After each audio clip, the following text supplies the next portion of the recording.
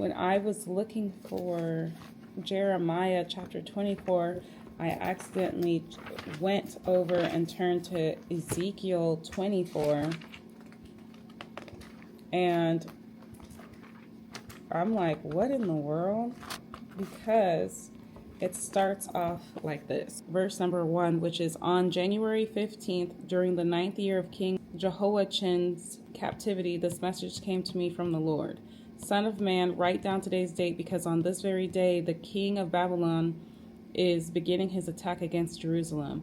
Then give these rebels an illustration with this message from the sovereign Lord. So basically from verse number 1, on January 15th, because basically what this Bible does, it goes back and tries to pinpoint the actual day and time back then using the Hebrew lunar calendar to depict the actual date that these events happened on. So for this one, for instance, in verse 1, on January 15th, I looked up from this year what happened on January 15th of 2025. And so the things that happened that were notable events were the House approving a ban on transgender women and girls in public sports, a truck attack in New Orleans, and a ceasefire between Israel and Hamas in Gaza. So I feel like the two main events, and then also it says additionally, Los Angeles wildfires were ongoing, and South Korean President Yoon Suk Yeol was arrested after an armed standoff. So the one that stands out the most is the ceasefire agreement between Israel and Hamas in Gaza. So I feel like that is one of the notable events that occurred during that time. And then when you, let's say you just pinpoint the Israel and Hamas and Gaza agreement for a ceasefire. So if you continue reading on, it says in verse 3, then give these rebels an illustration with this message from the sovereign Lord. Put a pot on the fire and pour in some water. Fill it with choice pieces of meat, the rump and the shoulder, and all the most tender cuts. Use only the best sheep from the flock and heap fuel on the fire beneath the pot. Bring the pot to a boil and cook the bones along with the meat. Now this is what the sovereign Lord says. What sorrow awaits Jerusalem, the city of murderers. She is a cooking pot whose corruption can't be cleaned out. Take the meat out in random order, for no piece is better than another.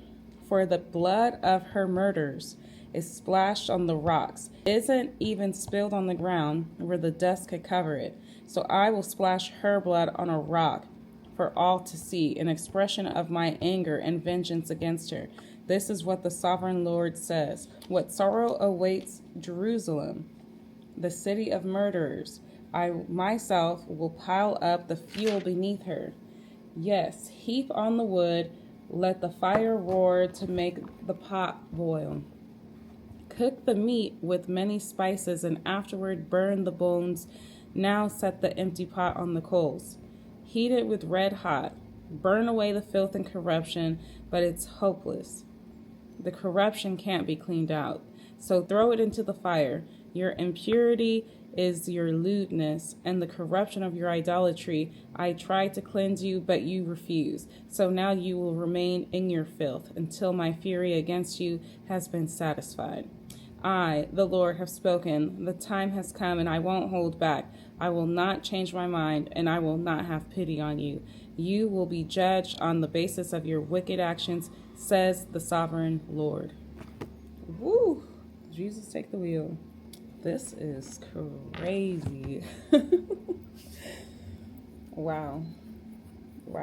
So, the rapture is getting ready to happen, I feel like. We don't know when, but it just feels everything that's happening right now.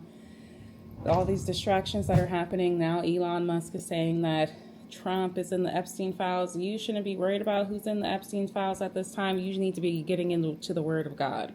Get into the Word of God and focus on getting into heaven. Your chances are very slim right now if that's all you're focusing on is what's going on in the news. So, come on, we got this.